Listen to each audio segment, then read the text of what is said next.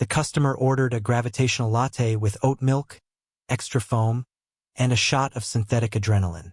Dex Holloway paused mid-pour, the espresso machine hissing like a dying snake. "I'm sorry, what? Gravitational latte. You know, the drink that uses micro-black holes to compress the coffee molecules for maximum flavor density." The woman smiled, her teeth too perfect, her clothes somehow both vintage and futuristic. "Oh, and make it a double shot of the synthetic adrenaline. I've got a long day ahead." Dex had been making coffee for 3 months since his quantum physics PhD became as useful as a degree in astrology. He'd memorized every pretentious drink order in Seattle, but this was new. "Lady, I don't know what kind of coffee shop you think this is, but we've got regular espresso, decaf, and whatever's left in that pot from Tuesday." She checked her watch, a sleek device that seemed to bend light around its edges. "Ah, timeline displacement error. My apologies." She leaned across the counter, lowering her voice. "Dr. Dexter Holloway, you're needed for military service." The coffee pot slipped from Dex's hand, shattering against the floor. "How do you know my? We've been watching you since your dissertation on temporal quantum mechanics. Brilliant work, by the way. Completely wrong about the practical applications, but brilliant nonetheless." She handed him a card that felt warm to the touch. "Report to this address in 1 hour. Bring nothing. You won't be coming back." The address led to a dingy office building wedged between a pawn shop and a store that sold nothing but different types of salt. The elevator had buttons for floors that didn't exist, and when Dex pressed the one marked with a symbol that hurt to look at directly, reality hiccuped. The doors opened onto a space that definitely hadn't been there moments before. Fluorescent lights buzzed overhead, casting everything in the kind of sickly glow that made DMV visits feel like existential crises. Behind a metal desk sat a woman who looked like she'd rather be anywhere else in the universe, or universes, as Dex was beginning to suspect. "Next," she called without looking up from her tablet. Dex approached cautiously. "I think there's been a mistake. I'm just Dr. Dexter Holloway, age 28, PhD in quantum physics from MIT. Currently employed as a barista at Grind Coffee on Pine Street." She finally looked up. "Sister died in a car accident 2 years ago, which sent you into a spiral of depression and career sabotage. You've been living in a studio apartment that smells like despair and instant ramen. Does that sound like a mistake?" "Wow. Harsh but accurate." Dex sank into the plastic chair across from her desk. "So what's this about?" "Temporal Warfare Division recruitment. We need soldiers who understand the theoretical framework of time travel but haven't been contaminated by actually doing it." She handed him a tablet. "Sign here, here, and initial there. The forms are in triplicate across 3 different timelines." "Time travel is real?" "Unfortunately, yes. And like everything else humans discover, we immediately found a way to weaponize it." She pointed to a poster on the wall showing a soldier in high-tech armor. The caption read, "Uncle Sam wants you. Yesterday, today, and tomorrow." The tablet showed a contract written in dense legalese that somehow made even less sense than usual. "What exactly would I be doing?" "Fighting in the Causality Wars. Multiple factions are trying to reshape history to their advantage. The Originalists want to preserve the prime timeline. The Revisionists think they can fix everything by changing key historical events. The Accelerationists want to speed up human evolution through temporal manipulation. And then there are the erasers. Let me guess. They want to erase everything? They want to find the one perfect timeline and delete all the others. Very tidy-minded, the erasers. Completely psychotic, but tidy." She leaned back in her chair. "The pay is excellent, assuming the currency still exists in whatever timeline we end up in. Medical benefits cover injuries across all possible versions of yourself. And the work is meaningful." Dex stared at the contract. His sister's face flashed in his mind. Emma laughing at some stupid joke he'd made. Emma helping him with his thesis. Emma dying because she'd been in the wrong place at the wrong time on a rainy Tuesday. If time travel is real, why can't we just go back and fix things? Save people who died? The woman's expression softened slightly. "Because that's how this whole mess started. Someone tried to save someone. Then someone else tried to save someone else. Pretty soon, reality looked like a Jenga tower during an earthquake. She gestured to another poster. Temporal paradoxes. Not even once. But theoretically, Dr. Holloway, let me introduce you to someone who can explain better than I can. She pressed a button on her desk. Commander Reese to recruitment office. The door opened, and in walked a man who looked like he'd been carved from granite and disappointment. Scars crisscrossed his face in patterns that suggested someone had been very creative with causing him pain. His left arm was mechanical, all sleek chrome and exposed circuitry. But it was his eyes that made Dex's stomach drop. They held the hollow look of someone who'd seen too much and remembered all of it. This the quantum jockey? Reese's voice sounded like gravel being ground in a cement mixer. Dr. Holloway, meet Commander Reese. He's been fighting in the Causality Wars for... She paused. How long has it been now? 17 years, subjective time. About 43 years of combat across various timelines. Lost count of how many times I've died. Reese sat down heavily, his mechanical arm whirring softly. Kid, let me give you the real recruitment pitch. We're not fighting for Earth's future. We're fighting to decide which version of reality gets to exist. I don't understand. Every time someone changes the past, they create a branch. Most branches collapse back into the main timeline, but some don't. Some get stronger. And when two strong branches try to occupy the same space-time, Reese made an explosive gesture with his good hand. Reality tears. People get caught in the tears. They exist and don't exist simultaneously. It's not pleasant. The recruitment officer pulled up holographic displays showing branching timelines that looked like a three-dimensional spiderweb having a seizure. We're not trying to change history anymore. We're trying to stabilize it. Pick one timeline and make sure it's the one that survives. And how do we decide which one? Reese laughed, but there was no humor in it. That's the trillion-dollar question, isn't it? The timeline where the Nazis won. Obviously not.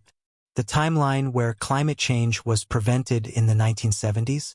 Sounds good, except in that one, medical advances were delayed and 30 million more people died of cancer. The timeline where your sister lived. He leaned forward. In that one, she becomes a temporal physicist too. And she's the one who figures out how to collapse all the other timelines into one. Guess which ones she chooses to erase. Dex's hands were shaking. This is insane. Kid, we passed insane about 15 paradoxes ago. Now we're just trying to keep reality from completely unraveling. Reese stood up. You can walk away. Go back to your coffee shop. Pretend this conversation never happened. But the wars are going to continue with or without you. And eventually, one of those factions is going to win. Question is, do you want to say in which version of reality survives? The recruitment officer slid the contract across the desk. Take your time. You have about 30 seconds before the temporal window closes, and we have to recruit the version of you from next Tuesday. Dex picked up the stylus. His sister's voice echoed in his memory. Dex, if you ever get the chance to make the world better, don't let fear stop you. He signed the contract. Reality flickered, and suddenly he was standing in what looked like a military barracks designed by someone who'd only heard descriptions of military barracks through a game of telephone played across multiple dimensions. Welcome to the Temporal Warfare Division, Reese said. Try not to die on your first mission. The paperwork is a nightmare. The uniform felt like wearing liquid metal that had strong opinions about posture. Dex flexed his fingers, watching the smart fabric adjust to his movements while displaying his vital signs in subtle color shifts along the sleeves. Stop playing with the gear, muttered Vila, the squad's demolitions expert. She was from a timeline where the Cold War had gone hot and humanity had learned to make explosives out of quantum foam. You look like a tourist. The transport ship hummed around them, its hull polarized to protect against temporal radiation. Through the viewports, Dex could see their destination. A section of spacetime that looked like reality had been put through a blender. Stars flickered in and out of existence. Planets aged millennia in seconds, then reversed back to molten rock. First time seeing a dead zone? asked Finn, their communications specialist. In his timeline, humans had developed telepathic abilities instead of advanced technology. He claimed he could feel the thoughts of people across parallel realities, which explained why he always looked slightly nauseous. It's... Dex searched for words. Disturbing. That's what happens when someone detonates a causality weapon, Reese explained from the pilot's seat. Time gets scrambled. Past, present, and future exist simultaneously. People caught in there live all their possible lives at once until their consciousness fractures. The mission briefing had been simple enough. Retrieve a temporal beacon from a research station that had been caught in the dead zone. The beacon contained data about timeline stability, information both sides desperately needed. Simple extraction. In and out. Of course, nothing involving time travel was ever simple. They landed on what had once been a space station. Now it existed in a constant state of construction and destruction, being built and demolished in loops that lasted anywhere from seconds to hours. The team moved carefully through corridors that aged and renewed themselves around them. Contact? Vila whispered into her comm, 3 figures, approaching from the junction ahead. Dex raised his weapon, a device that fired concentrated temporal distortions instead of bullets. He'd trained on the firing range, where targets aged to dust or reverted to raw materials depending on the setting. But training was different from this.